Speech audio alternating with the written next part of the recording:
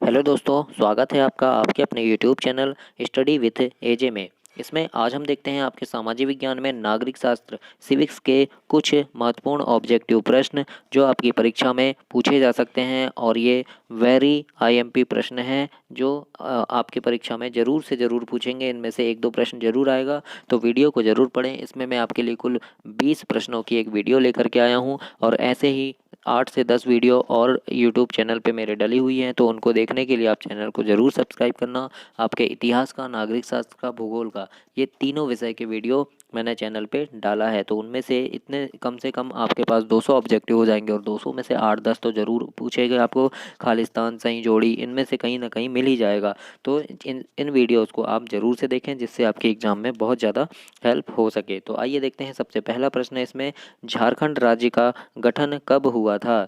तो ये आपको याद होगा, 15 नवंबर सन 2000 को झारखंड का गठन हुआ था। कब? 15 नवंबर सन 2000 को। तो इसका सही आंसर सी नंबर का ऑप्शन आपका सही होगा। इसके बाद अगला प्रश्न है इसमें, संविधान का कौन सा अनुच्छेद धर्म, वंश, जाति या स्थान के आधार पर किसी प्रकार के भेदभाव का निषेध करता है?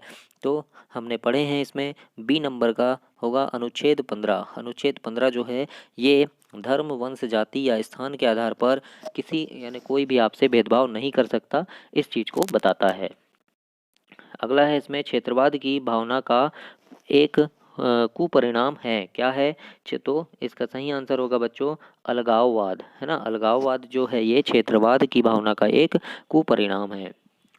अगला प्रश्न है, ब्रुसेल्स में 80% लोग किस भाषा को बोलते हैं? तो याद रखना इसमें फ्रेंच इसका सही आंसर होगा।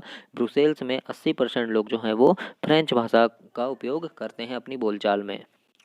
अगला प्रश्न है, मराठी मानुस का विवाद निम्नलिखित में से किस राज्य से संबंधित है? तो इसका सही आंसर होगा महाराष्ट्र राज्य से संबंधित है मराठी मानुस का विवाद।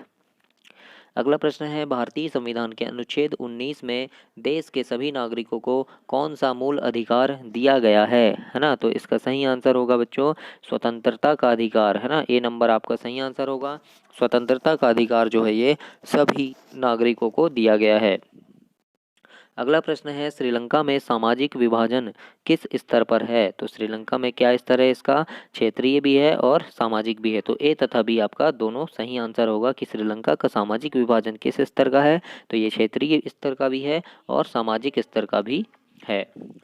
अगला प्रश्न है, पीटर नॉर्मन धावक कहाँ का था? तो इसका सही आंसर होगा ये कहाँ का था? तो इसका सही आंसर है बच्चों ऑस्ट्रेलिया का था, है ना। कहाँ का था पीटर नॉर्मन? ये था ऑस्ट्रेलिया का धावक था।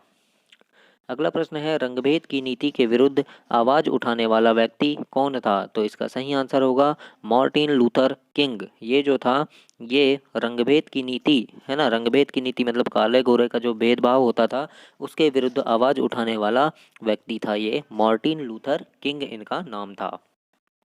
अगला प्रश्न है, मैक्सिको ओलंपिक की घटना एक उदाहरण है, किसका उदाहरण है ये? तो रंगभेद का उदाहरण है ना। मैक्सिको ओलंपिक में यही हुआ था, रंगभेद हुआ था, काले गोरे का भेदभाव हुआ था। तो इसमें आवाज भी उठाया था किसने? तो अभी हमने पढ़े थे मार्टिन लूथर किंग ने। बच्चों बहुत ही महत्वपूर्ण प्रश्न है, तो ऐसे ही प्रश्न आपको और भी वीडियोस इसकी देख सको आप, और भी प्रश्न मिल सके और सारे विषय की आपको मिल सके, आपके परीक्षा में बहुत मदद हो सके, इसके लिए चैनल को आप जरूर से सब्सक्राइब करना।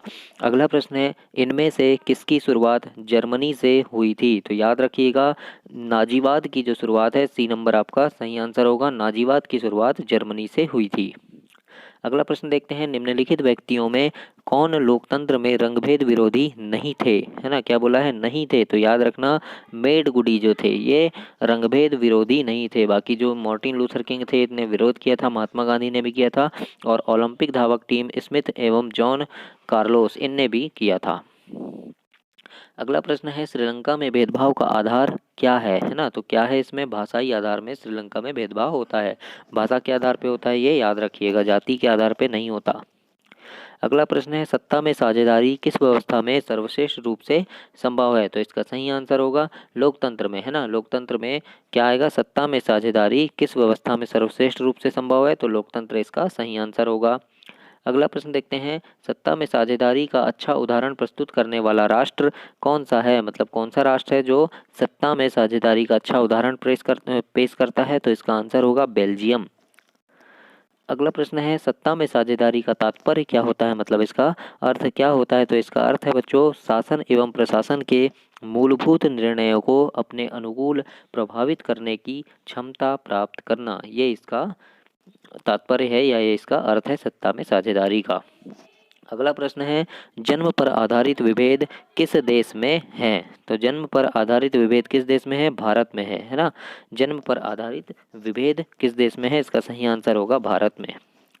अगला प्रश्न है, भाषाई आधार पर बनने वाला प्रथम राज्य कौन सा था? तो याद रखना, आंध्र प्रदेश जो था ये भाषा के आधार पर बना था। अगला प्रश्न है, विविधता और विभेद किसी राष्ट्र के लिए है? क्या है ये किसी राष्ट्र के लिए? तो इसका सही आंसर होगा नकारात्मक एवं सकारात्मक दोनों ही हैं। अगला प्रश्न है, सत्ता में साझेदारी सही है क्योंकि क्या होता है इसमें? क्योंकि विभिन्न समुदायों के बीच टकराव कम करती है ये क्या? सत्ता में साझेदारी। अगला प्रश्न देखते हैं, इसमें निम्नलिखित में से कौन सामाजिक विभाजन का तरीका नहीं है? तो इसका सही आंसर होगा बच्चों सरकारी नौकरी। सरकारी नौकरी जो है ये सामाजिक विभाजन का तरीका नहीं है। तो इस प्रकार से ये कुछ प्रश्न थे आपके नागरिक शास्त्र सिविक्स के। और भी 8-10 वीडियो ऐसे ही मैं लेकर के आऊँगा, तो चैनल को सब्सक्राइब करें जिससे आपको आपकी परीक्षा में बहुत हेल्प हो सके। धन्यवाद।